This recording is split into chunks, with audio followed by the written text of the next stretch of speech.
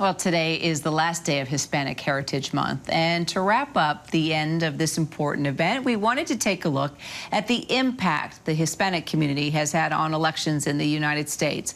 Latinos have become a focal point for lobbying efforts on either side of the aisle. And as we approach the 2022 midterm elections, more and more attention is being given to this sector of the population. Just like in the past, it could be decisive for the future of our country.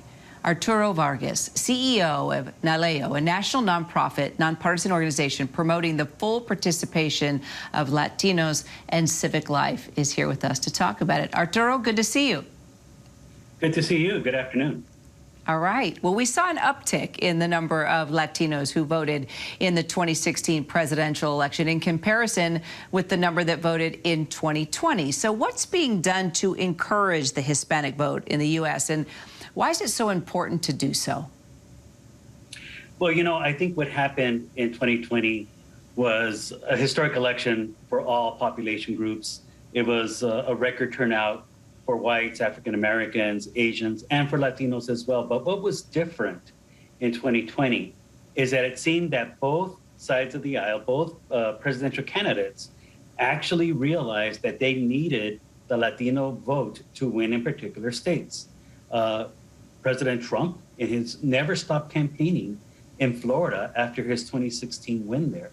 And it was the Latino vote in South Florida that really turned out in a big way for President Trump, that not just gave him the statewide win, but also flipped 2 congressional seats from Democrats to Republicans. And on the other hand, President Biden used his reach into the Latino community in states such as Arizona and Nevada to make sure that he was able to carry those states, and flipped Arizona for the first time from Republican to Democrat since 1996.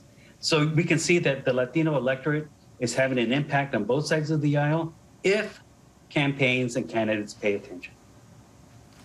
So it's going to be pivotal in 2022, those midterm elections here in the U.S. And a recent Nielsen report actually shows that Latino consumers are more likely to be exposed to disinformation on social media when compared to the rest of the population. Why is that? And of course, it can affect, the vote and how it's cast. Well, we're trying to figure out why that is as well. The extent of misinformation and disinformation that exists reaching Latinos, not just on politics, but also on COVID-19 and vaccinations, is really disturbing.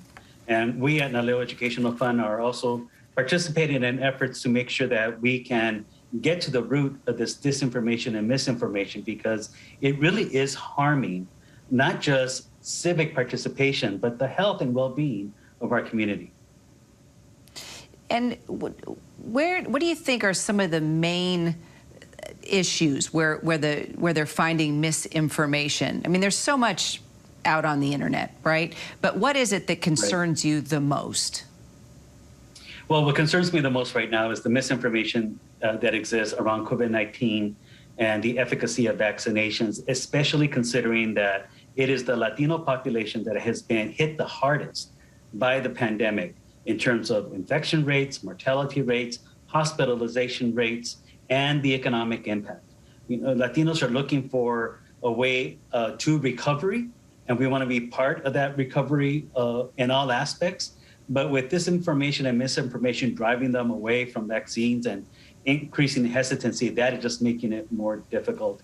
And the other thing I would add is there has been extensive attention to the extent of misinformation, disinformation on social media in English, but very little attention paid to social media misinformation, disinformation in Spanish.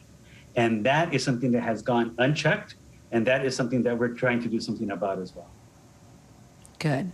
Well, I have to ask this as our final question as we celebrate Hispanic Heritage Month. It's coming to a close.